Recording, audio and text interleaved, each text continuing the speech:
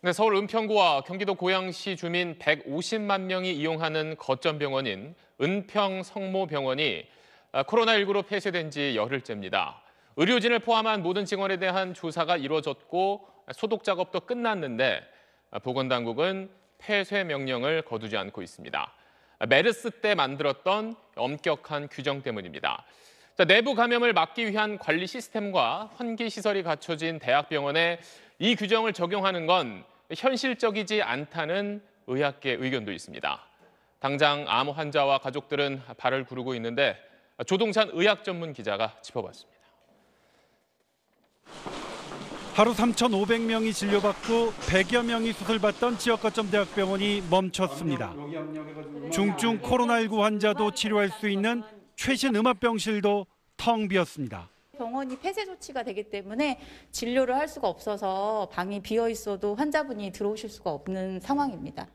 은평성모병원에서 직접 확인된 코로나19 환자와 밀접 접촉했던 190여 명은 모두 격리 중이고 나머지 3,200여 명의 직원과 입원 환자 및 보호자들은 모두 코로나19 검사를 완료해 음성 판정을 받았습니다.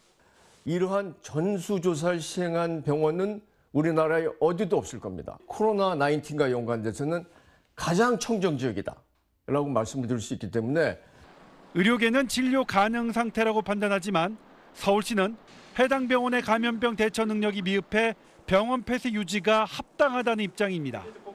문제는 그러는 사이 하루가 급한 암 환자 등 중환 환자들이 무방비 상태에 있다는 겁니다. 면역이 저하된 환자이라서 약 처방도 원내에서 받았었던 약들이고 일반 시중에서는 구하기 힘든 약들인데 처방을 보내줘서 팩스를 통해서 받아서 일반 약국으로 가서 일반인들과 같이 대기를 해서 약을 받아야 되고 그 약이 없으면 또 다른 약국으로 또 찾아서 3월 10일이 항암 하러 가는 예정일이에요. 그런데 이렇게 되면 폐쇄를 시켜놓으면 저희 같은 암 환자들은 어떻게 치료를 받으라는 건지. 신종 감염병만 놓고 보면 과잉 대응이 맞을 수 있습니다. 하지만 사태가 장기화했을 때 암, 뇌졸중 등 다른 중증 환자의 치료에 공백이 생기지 않도록 의료계와 긴밀한 협조가 필요해 보입니다. SBS 조동찬입니다.